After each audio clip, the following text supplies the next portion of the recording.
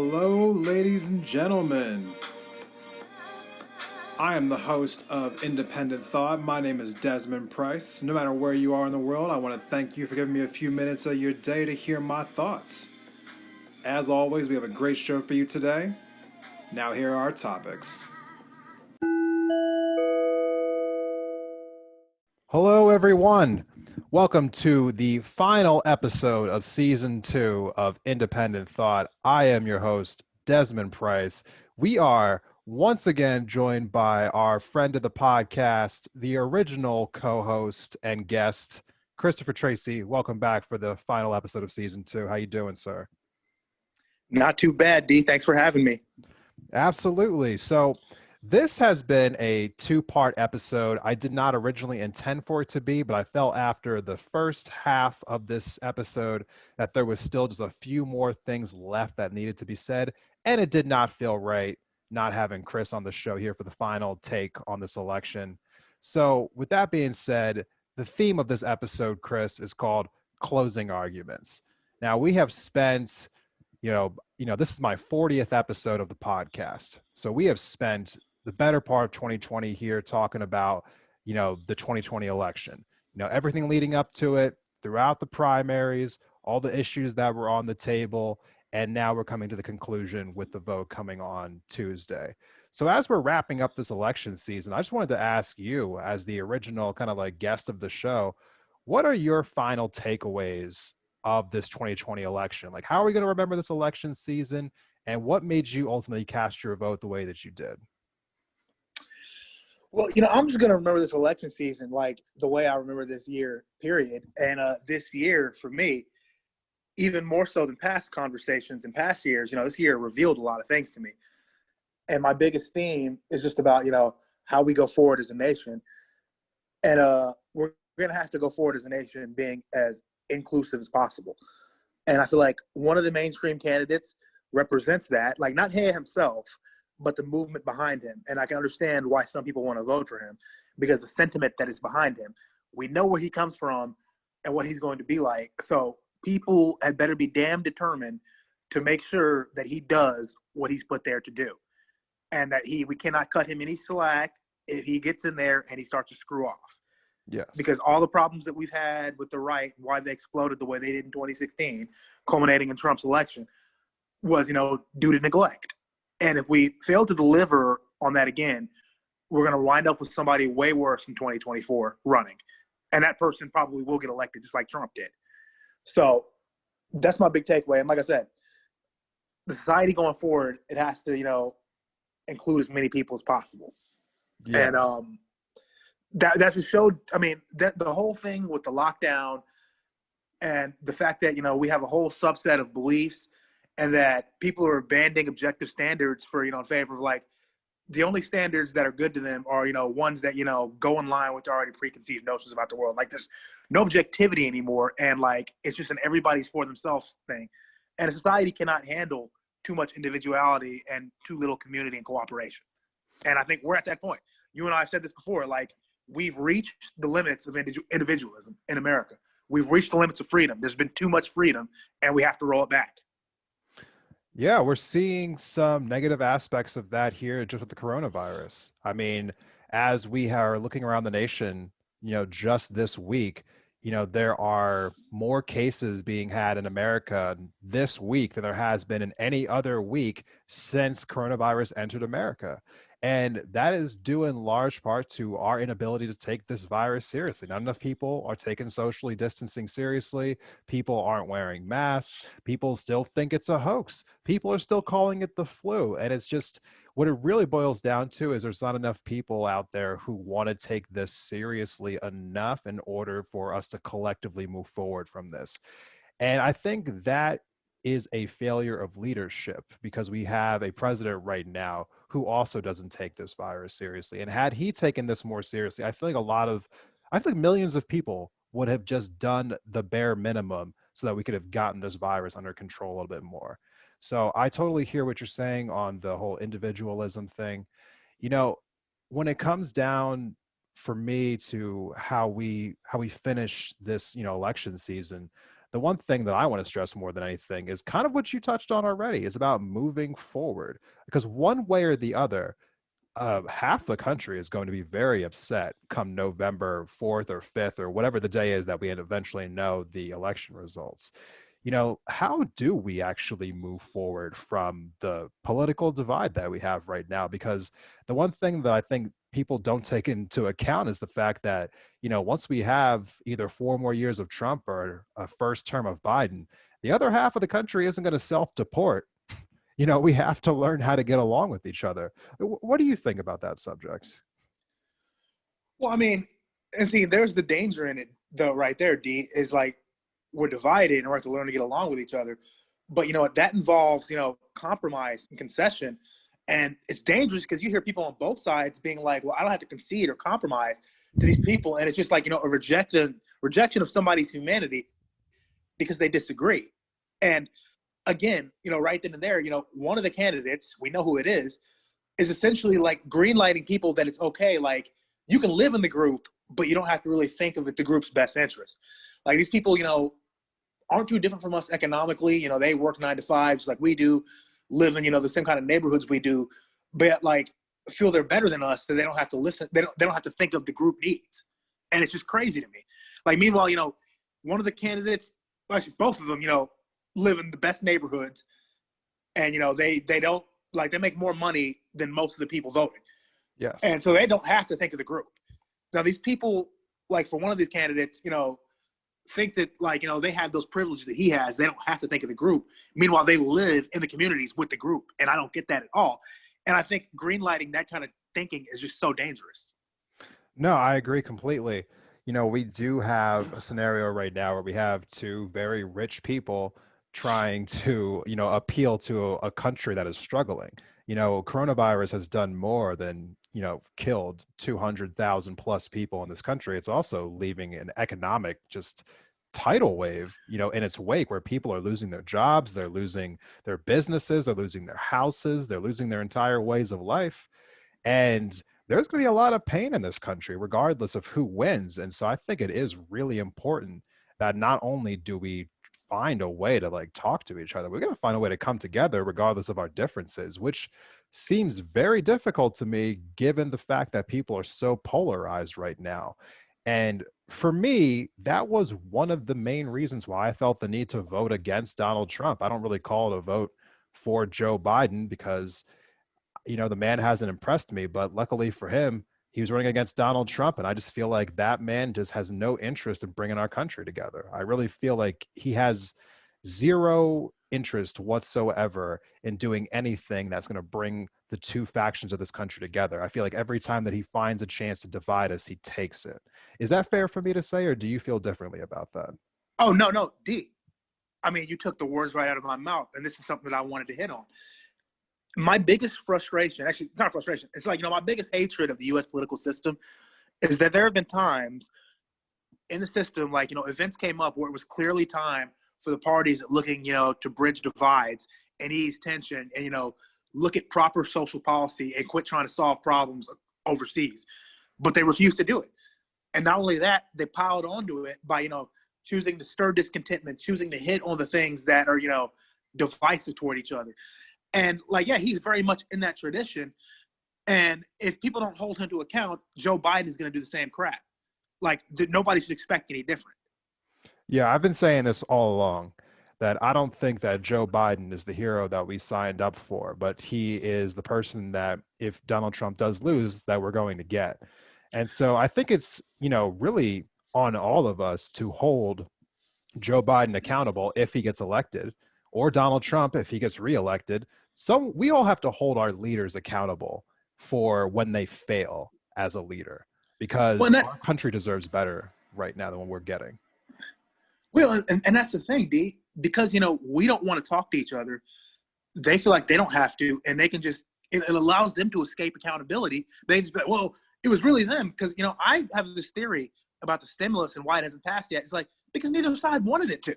They're both supposed to be working on behalf of the American people. Trump voters need the stimulus money, and so do Biden voters. And, like, they couldn't agree to that. Like, and they had to turn it into a stupid pissing contest. And this is something I was thinking of today, D, when I told you I was thinking about a lot of stuff that's political.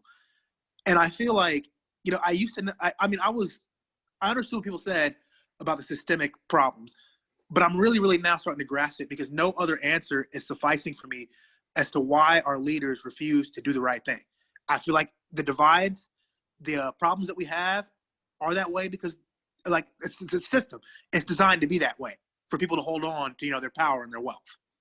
It really is. Like this country for too long now has been a country, about the rich, and and both parties have made policies that mostly affected rich people, which is something that's, when I heard Bernie Sanders, who I've made, just really, I haven't hidden from my support for the man. I heard him recently saying that he and other members in the progressive like side of the Democratic Party plan on having their own 100-day agenda to push whichever administration is in the White House further towards policies that they believe are best for America. And that was encouraging for me, not because I think that, that it's really going to turn into the law, but I like the fact that there are individual politicians who are not going to wait around for the White House to do the right thing, and then they're going to start pushing more in the legislative branch to get the results that the rest of us need. So that was really encouraging for me. But, kind of to transition away from that a little bit and going back to what we talked about before about the divides, what I'm seeing right now is that there is just a lot of people in our country who think that if you vote for the opposite party, then you're somehow what's wrong with America. And I feel like that's going to leave a deep scar in our country if we don't find a way to overcome that. When I talk to people who are on the left and I tell them that I know Trump supporters and they roll their eyes at me, or when I talk to Trump supporters and I tell them that I myself feel more liberal, or that I know, or that I have lots of liberal friends, they roll their eyes at me. We have to stop thinking of each other as if that we are the problem, when the real issue has never been our neighbors. It's always been people in Washington who don't have our best interests at heart. Yeah, no, D, I so agree. And like I said, it's just, I look at a lot of what's going on today and it's just like, Americans don't pay attention to shit and they never learn their lesson. Because, I look at this thing with George Floyd. I mean, there was the 92 LA riots, and essentially the Floyd thing and that are linked. Like, the one thing happened because we didn't make amends with the LA riots, D, and I was doing some deeper reading. People around the globe, when those riots broke out, the people you'd never think would be linked to us, but France recognized that they had a minority population that was underserved, and they saw like, hey, if we continue to go down this road with them, they're going to do that here too. And France took steps to implement programs to help those communities. Now, riots hit there, but maybe like 2 decades later.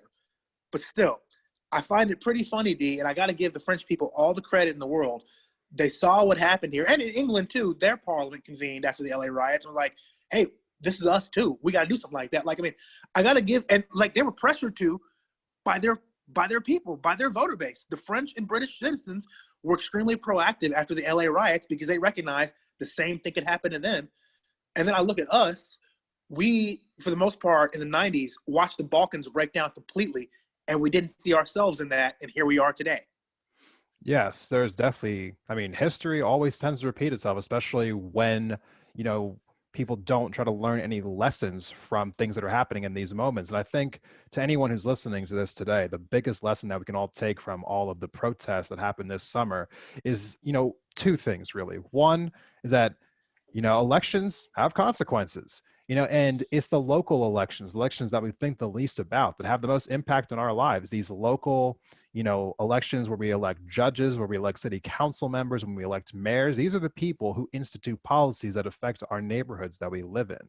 And so if you believe that the police in your area, or if you believe that, just like local administrations in your area are not doing your community's justice, you have a chance to vote these people out. And there's always people running who are trying to oppose them. So definitely be more aware of that, and just believe in the power of your vote, and do not allow these people to just operate without any level of impunity. If you believe that your community is not living up to the standards they should be living up to, hold these people accountable. That is the real takeaway from what we're seeing over the summer this year. And as long as we continue to do that, we won't have to continuously live through these issues, because we can finally make up the ground to get to a place that where we need in our society. And Oh, sorry. Go ahead, Chris. Oh, no, D. I mean, I feel like this is kind of winding down. So I just wanted to leave people with this. I talked about the Balkan scenario, and that's something that I'm going to talk more in depth on just personally, because I feel like anymore I can't talk about my life without talking about that, because I was, in a lot of ways, I was in the heart of that conflict. But I just want to say this.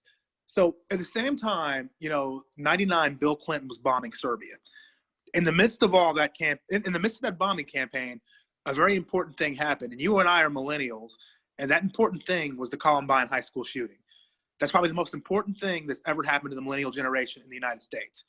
Like the way Vietnam was for the baby boomers, our grandparents, that was for us. That's our defining event. Like it happened to us, it happened because of us. We did the shooting that day and we died that day. And in the midst of all that, some people saw this then, but like I said, the two events, the breakdown of the Balkans and the Columbine shooting, are linked in a lot more ways than people know. And it was shown to me by this. When they had the funeral procession, like it was a big public funeral procession, and there was an F-16 flyover, and one of the pilots in that flyover was a Columbine grad. Anyways, at the end of the funeral, it was revealed that they had received a flower bouquet. And do you know who they received it from, D? People from Belgrade, Serbia, that we were currently bombing. Ain't that something? Wow, that is a piece of information I did not know about. I read that today, and it completely moved me. Like in the midst of us and our political leadership and what they were doing to that country, and like just how much of their suffering we were responsible for, they were able to cast that aside and view us as people. And so this is what I want to leave everybody with is like, you know what? We're capable of that too, but we don't need to let it come to tragedy to do that. And we should. We've got to be proactive. Well said. Chris, thank you for coming back onto the podcast. Thank you to, just your continued, enlightenment that you bring to independent thought. And I'm sure that you'll be on again in season 3. Thank you, D. I'm looking forward to it. I mean, like I said, I'm making a lot of links these days, and like I just keep coming across things. All right. Well, for everyone else, I'm going to take a quick break. And when I come back from that break, I'm going to give you my final thoughts on these first 2 seasons of Independent Thought, my final message before the election. Stay tuned. We'll be right back.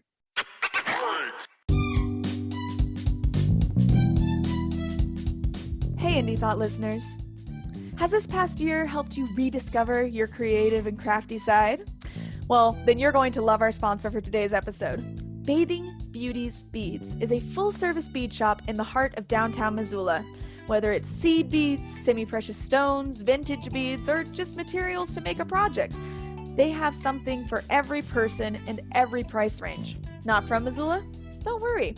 They have an extensive online store and they will ship directly to you. Whether you're a beginner or a pro, they'll welcome you and help you make your next project a reality. You can find them online at Bathing Beauty's Beads on Instagram and Facebook, or at bathingbeautiesbeads.com. And don't forget to use offer code INDEPENDENTTHOUGHT at checkout to save 15% on your order.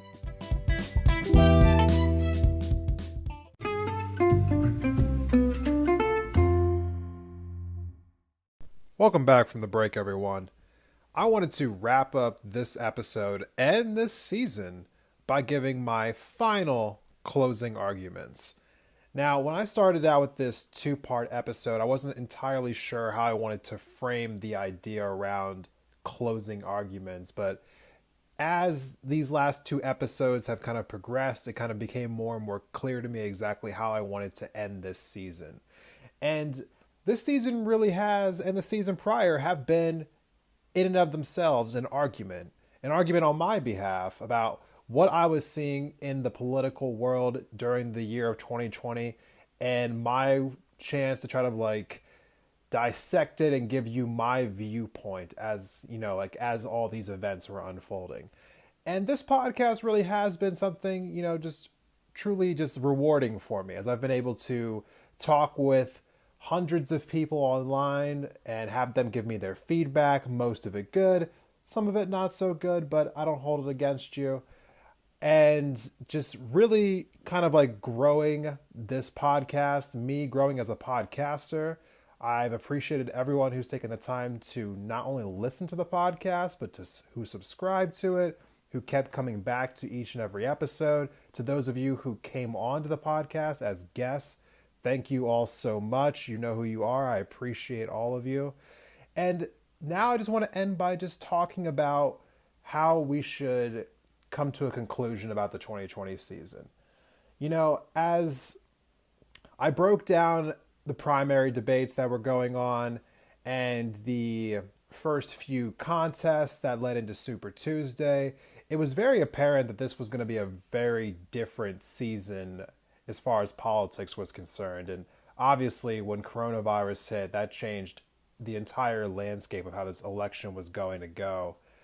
And, you know, when I was watching all these events unfold, which eventually led to Joe Biden being nominated, you know, I wasn't really sure how I wanted to approach this podcast, which is why I took a little bit of time off earlier in this year, because I wasn't overly excited about Joe Biden. And I wanted to be. I wanted to feel excited about the candidate that I felt like I was going to vote for, because I've known for a long time that I wasn't going to vote for Donald Trump just based on how I feel about the man.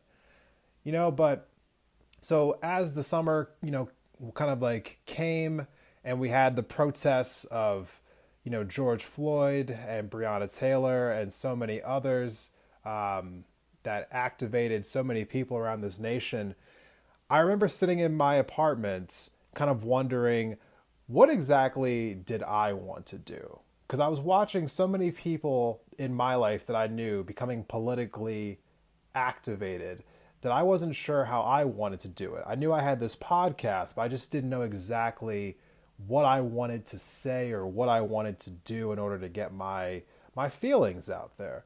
And so I sat with it. I took some time with it.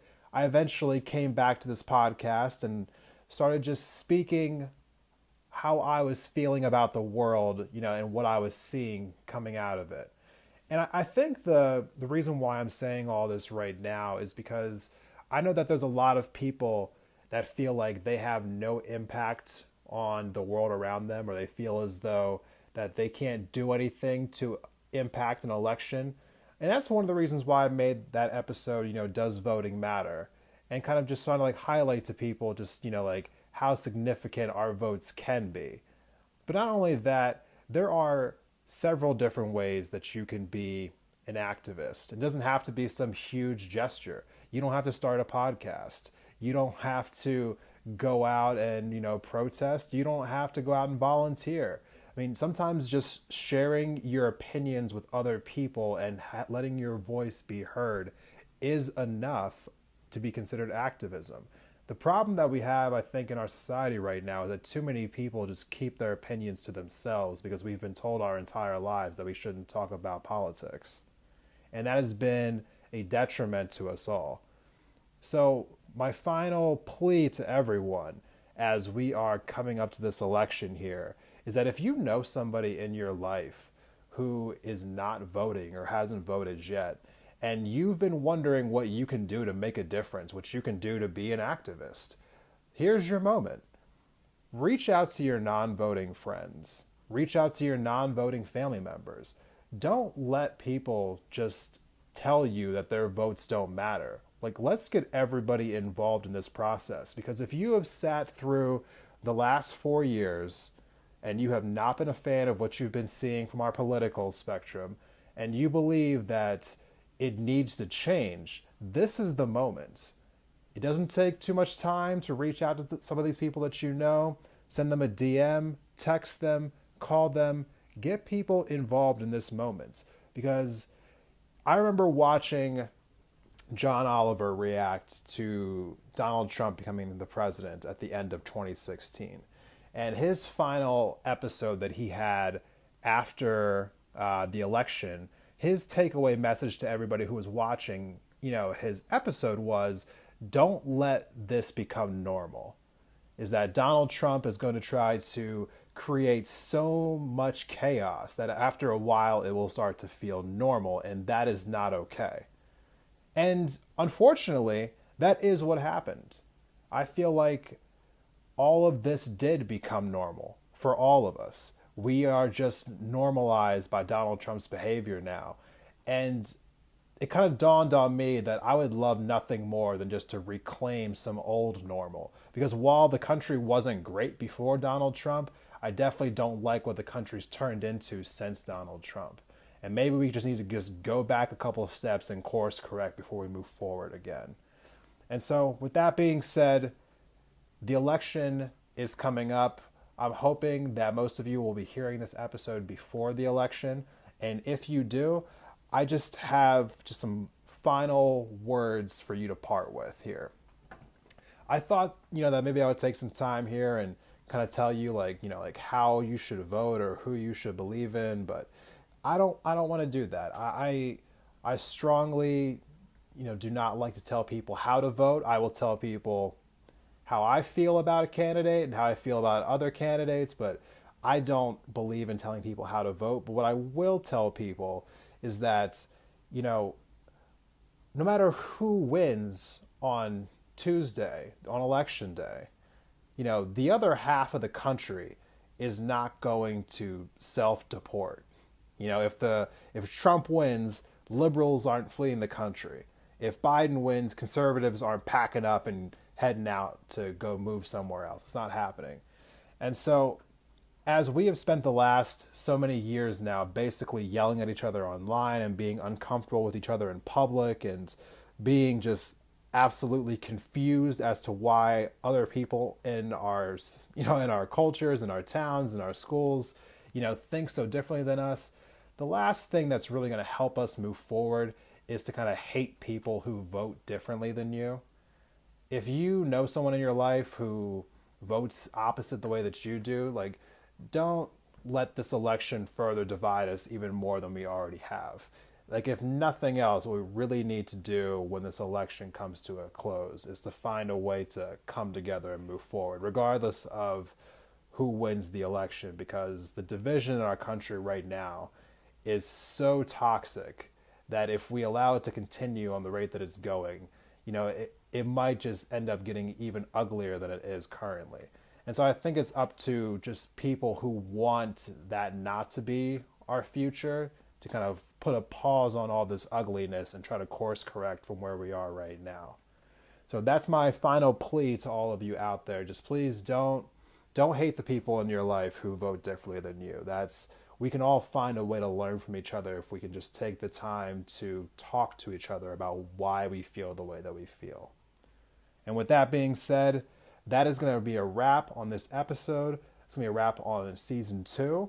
I am going to be taking some time off from the podcast after the election. So this is the last you're going to hear from me for at least a few weeks, maybe a month, maybe a little bit longer. We will see. I will keep everyone updated on my Instagram page.